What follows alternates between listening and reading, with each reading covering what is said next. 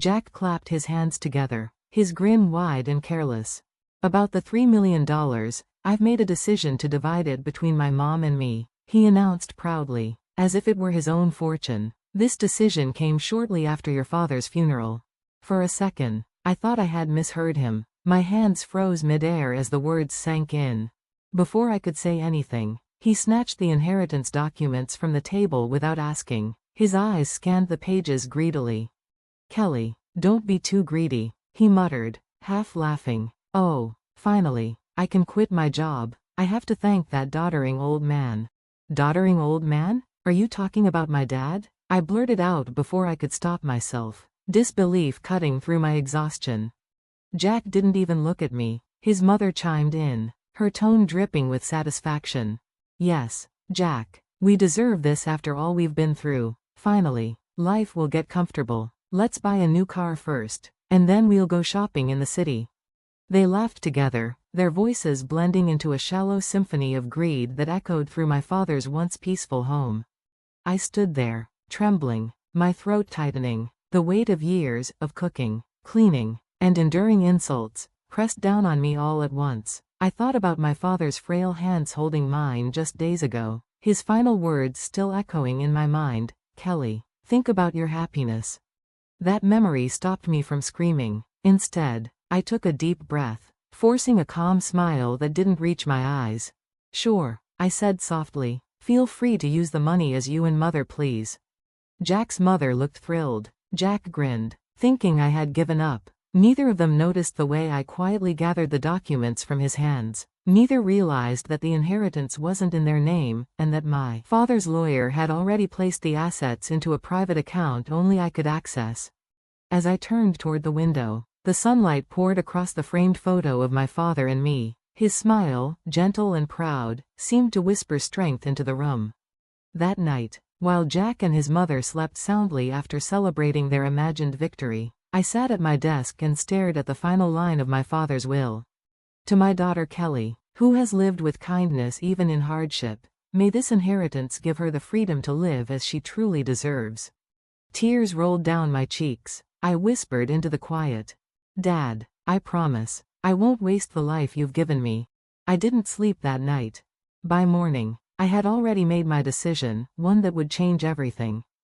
The documents in Jack's hands were the inheritance papers I had received from my father's lawyer, private, important, and deeply personal. Wait, don't just read those without asking, I cried out, my voice trembling with disbelief and anger.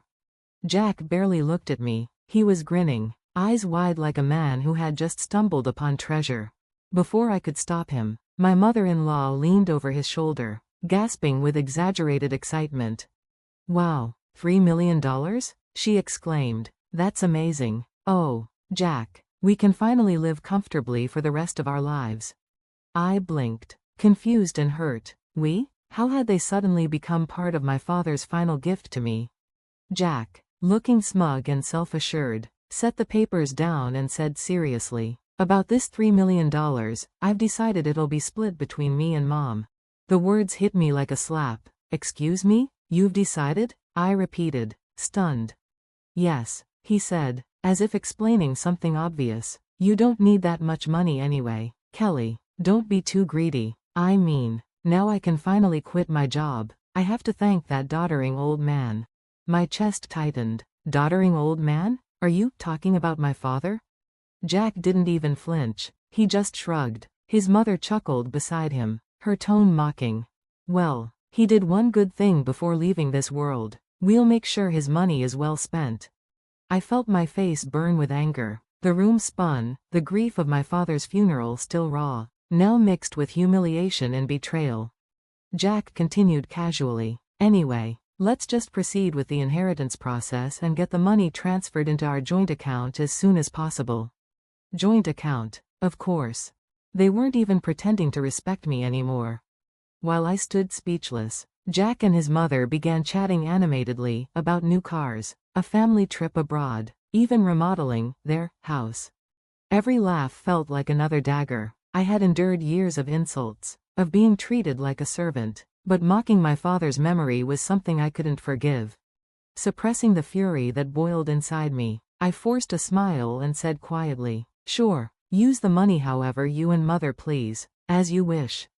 My mother-in-law smirked. "That's the spirit, Kelly. Always agreeable. Oh, but don't get lazy. Keep working hard. We don't want our savings to decrease before the inheritance arrives." I just nodded, numb, and walked away before they could see the tears forming in my eyes. From that day, Jack and his mother acted as though they had already become millionaires. Jack immediately quit his job, saying he wanted a break after years of hard work, and his mother practically moved into our house. Every morning, they went out together, shopping at luxury boutiques, dining at expensive restaurants, and returning home laden with shopping bags. The 3-star restaurant we went to today was just so-so. His mother complained one night. Jack nodded, sipping wine. "Yeah, not really up to our standards. Maybe we'll try that 5-star one tomorrow." They laughed, clinking glasses as if they were royalty. Meanwhile, I worked longer hours to keep our finances from collapsing. My $100,000 in savings, the money I'd earned over years of effort, began vanishing from our joint account. When I confronted Jack about it, he just laughed. "Relax, $3 million is coming soon, right? So what's the big deal about spending a little now?" I stared at him in disbelief. "I've already stopped the transfer," I warned coldly. But he didn't listen. A month later, Jack and his mother suddenly announced they were going on a vacation to Hawaii. "We deserve it," she said smugly. I wasn't invited. As they left for the airport, I stood by the window and watched their taxi disappear down the street. Then, for the first time in years, I smiled. I called the locksmith that very afternoon. A week later, I heard a loud knock at the door. The intercom lit up. Jack and his mother stood outside, both wearing gaudy Hawaiian shirts and sunburned faces. "Open the door," Jack shouted. I pressed the intercom button and said calmly, "Oh, sorry, the locks were changed." "What? Why?" Jack barked, pounding on the door. "Let's talk at the cafe nearby," I said coolly. "It's not a conversation for the doorstep." They glared at the camera, furious, but eventually left for the cafe. I waited 5 minutes before following. When I arrived, they were already seated, red-faced and seething. "Kelly, what the hell is going on?" Jack shouted the moment I approached. "You changed the locks? Give me the keys, now." "There's no need," I said, placing a document on the table. "You won't be needing them anymore." Jack froze. "What's this?" "It's a divorce petition," I said softly, "already filled out." His mother gasped. "Divorce? Kelly, what are you saying?" "I'm saying I've had enough. You both insulted my father, drained my savings, and treated me like a maid. It's over." Jack sneered, trying to recover his confidence. "Fine, divorce me, but half of your father's inheritance will be mine anyway, marital property, right?" I almost felt pity for him, almost. "Actually," I replied, my tone calm and measured, "inheritance from a parent is considered separate property. It's not divided in divorce. The money was never yours, not a single cent." Silence fell. Jack's face drained of color. His mother leaned over his shoulder, fumbling with her phone. "No, that can't be true," she stammered. "Please," I said dryly, "check for yourself." A moment later, Jack whispered, "It says, it's true. Separate property, can't be divided."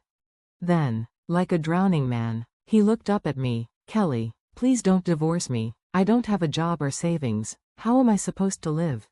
I met his desperate eyes without flinching. "That's not my problem anymore. Take responsibility for your choices." For the first time in years, he was silent, truly silent.